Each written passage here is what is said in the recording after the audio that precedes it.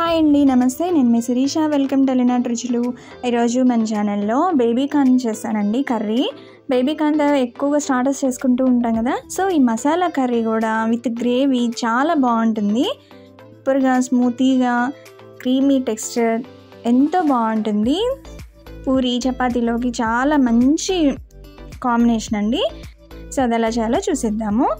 చూడండి, నేను baby corn ఈ ప్యాక్స్ సూపర్ మార్కెట్స్లో అవైలబుల్గా ఉంటాయి. ఇవి చిన్నవిగా పీసెస్గా కట్ చేసుకున్నాను. ఒక బౌల్ పెట్టుకొని అందులో వాటర్ పోసుకొని బేబీ కార్న్ కూడా వేసుకొని సాల్ట్ వేసి ఒక 5 minutes బాగా ఉడకాలండి. ఉడికిన తర్వాత వడగట్టేసుకోవాలి. ఇప్పుడు ప్యాన్ పెట్టుకొని ఆయిల్ వేసుకొని ఒక 2 spoons జీలకర్ర, ఒక 2 onions సన్నగా కట్ చేసుకొని వేసుకోవాలి. అవి కొంచెం కలర్ మారిన తర్వాత అల్లం వెల్లుల్లి పేస్ట్ కూడా వేసుకొని కలిపేసుకొని ఇప్పుడు కట్ చేసుకున్న పచ్చిమిర్చి కూడా వేసేసుకోవాలి. ఒక 2 టమాటాలు తీసుకొని సన్నగా కట్ చేసుకొని వేసుకున్నానండి, అవి కూడా వేసేసుకోవాలి. టమాటాలు ఇలా అయినా వేసుకోవచ్చు, టమాటా పేస్ట్ అయినా వేసుకోవచ్చు అండి, మీ ఇష్టం అండి, ఎట్లా అయినా బాగుంటుంది. గ్రేవీ ఎక్కువ కావాలనుకున్న వాళ్ళు పేస్ట్ వేసుకోండి.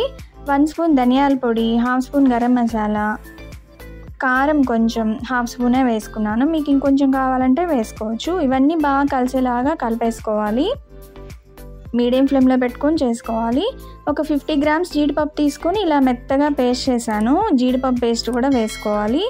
గ్రేవీ కావాలి కదా మనకి, మంచి టేస్ట్ కూడా వస్తుందండి జీడిపప్పు పేస్ట్ వల్ల. జీడిపప్పు పేస్ట్ వేసిన తర్వాత చూడండి ఎంత చిక్కగా అయిపోయిందో. ఇప్పుడు ఇందులో ఒక గ్లాస్ వాటర్ పోసుకుందాము.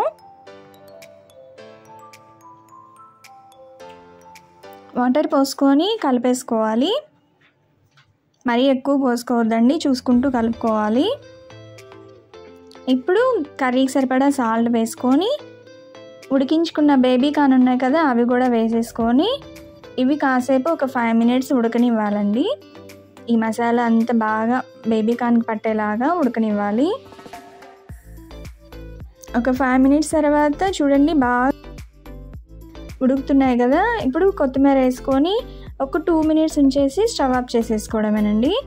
అంతే అండి, రెడీ అయిపోయింది.